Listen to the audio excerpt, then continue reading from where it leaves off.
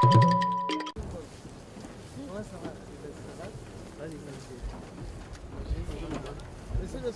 voilà. Bonne arrivée. Merci.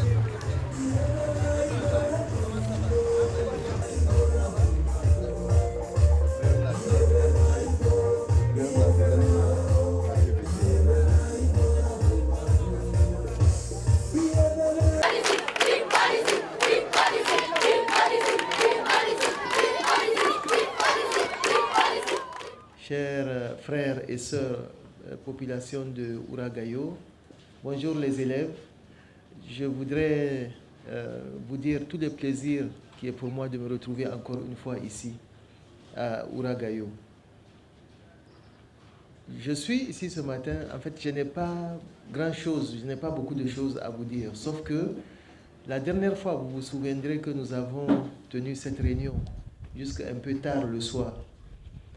Vous avez pris des engagements, particulièrement pour ce qui concerne la paix dans votre communauté et aussi la tenue des élections. J'ai suivi avec beaucoup d'attention ce qui s'est passé ici et je voulais de vive voix venir vous féliciter parce que le mérite vous revient. C'est parce que vous l'avez voulu que vous êtes comporté comme vous l'avez fait et préserver la paix et la cohésion sociale. Je l'ai dit, je le répète ici, puisque l'élection présidentielle, c'est une élection. D'autres élections vont venir bientôt pour vous dire qu'il faut continuer à préserver la cohésion sociale et la paix parce que on ne doit pas être d'accord sur tout. C'est comme ça. C'est comme ça l'être humain, c'est comme ça les sociétés. Mais c'est la façon d'exprimer le désaccord qui est importante. Et quand on est en démocratie, la façon d'exprimer son désaccord ou bien la façon de faire son choix, c'est dans les urnes. Je voulais venir avec d'autres nouvelles parce que j'avais promis de revenir après les élections, si les élections se passaient bien. Donc c'est un devoir pour moi d'être là aujourd'hui, surtout pour vous parler des 5 projets qui m'avaient été soumis le jour où je suis venu ici. Donc il y a l'infirmerie du lycée municipal et la salle de réunion et la clôture de la sous-préfecture. Ces 2 projets ont déjà commencé à être exécutés. Il y a 3 autres projets, notamment le centre de santé urbain, le PP de Broudomé et le foyer des jeunes. Ces 3 projets vont être adoptés à notre niveau le 18 novembre et tout de suite après, eux aussi vont commencer. Donc, je voulais vous dire ça, mais comme je vous ai indiqué en introduction, aujourd'hui, ce n'est pas moi qui dois parler, c'est vous qui devez me parler. Donc, je vous remets la parole à qui voudra bien la prendre. Ganda. Nous avons discuté, nous avons pris une décision. C'est nous qui conseillons nos enfants. Et c'est nous qui devons s'occuper des enfants. Et quand il y a une crise, c'est nous qui subissons pour ça.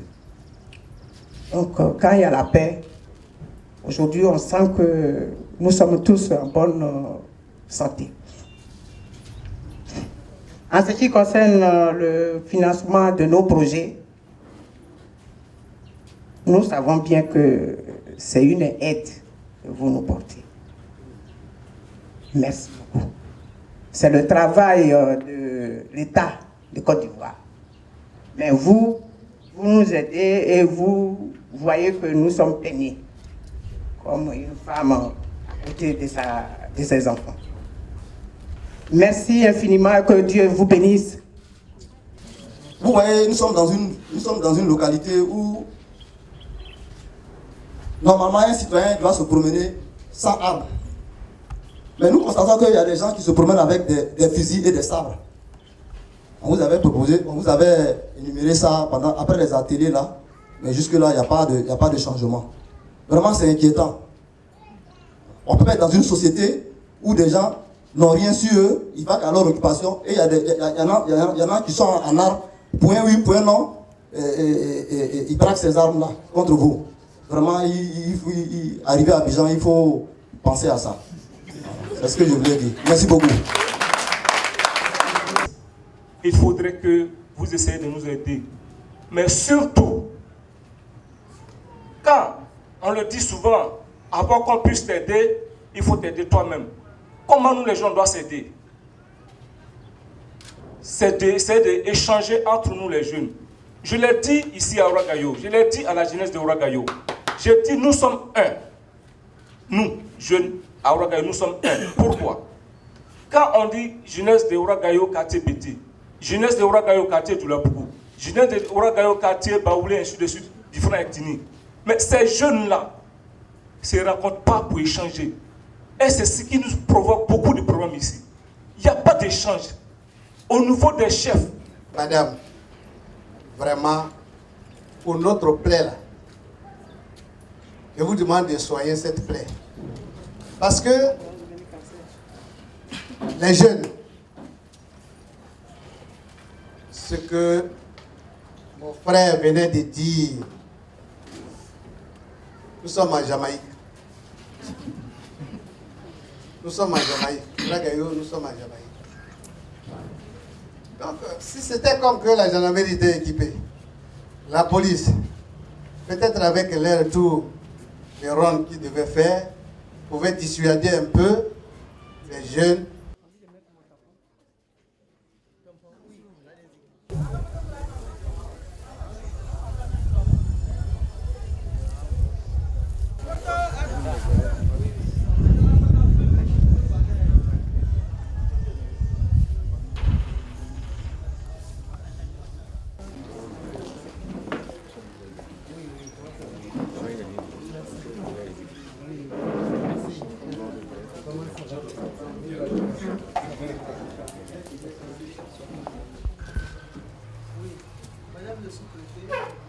J'avais dit que j'allais revenir et il était important pour moi de tenir notre parole et de revenir.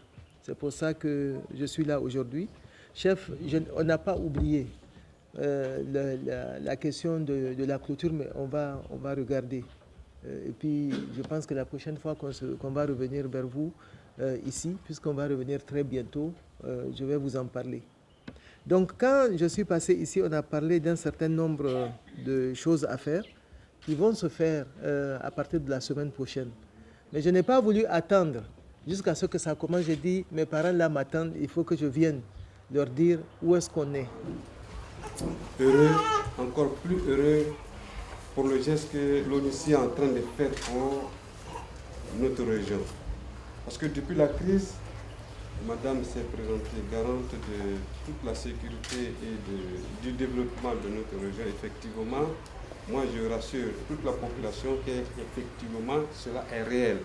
Parce que Madame nous a promis des projets qu'elle est en train de réaliser. Et j'en suis très reconnaissant pour elle. Et je remercie l'ONUCI qui nous soutient dans toutes nos démarches. Et je crois que nous pouvons obtenir cette cohésion que l'ONUCI a besoin de nous, qu'elle aussi en personne a besoin de nous. Elle a tous nos soutiens pour que nous continuions dans la paix, afin que tous les projets que nous lui avons adressés aboutissent.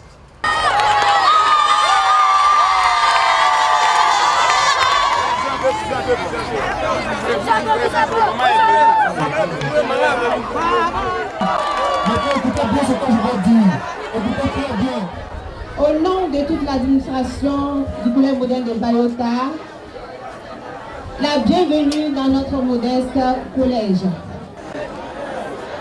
Honorable chef traditionnel, Madame la principale du collège moderne de Bayota, chers élèves, bonsoir.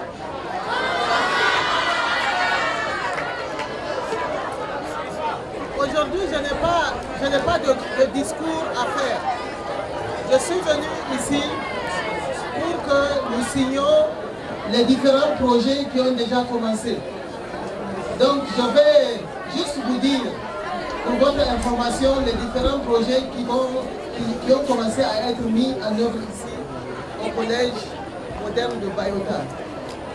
Donc, madame la principale a parlé de la cantine.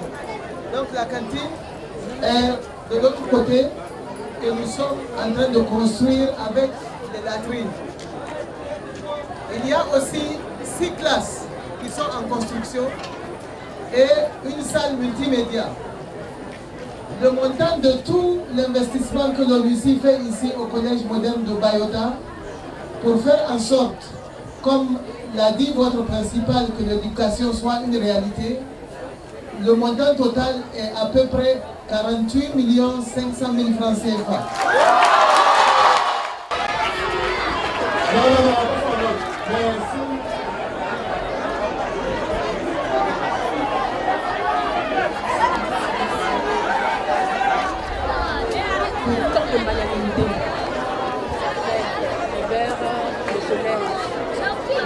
C'est un rêve longtemps caressé qui enfin se réalise grâce à l'ONUCI. Et il n'existe aucun mot fort que merci pour vous exprimer notre reconnaissance.